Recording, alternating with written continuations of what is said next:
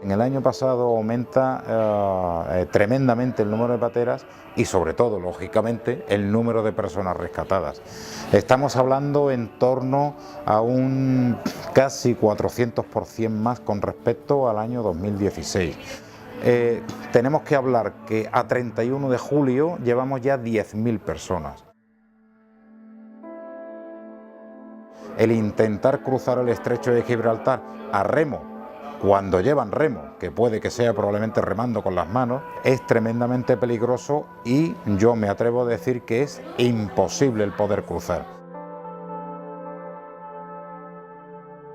Cuando llegamos a puerto, los inmigrantes tienen que ser acogidos tanto por las distintas fuerzas de orden público, que se tienen que hacer cargo de ellos. A día de hoy, lo que ha pasado en esta semana, en estos 10 días aquí en Algeciras, ha sido que al final llegábamos a puerto, no estaban estas autoridades y nos dejaban a nosotros a cargo de los inmigrantes. Pero esa primera respuesta, sin tener por qué haberla dado, la hemos dado de Salvamento Marítimo.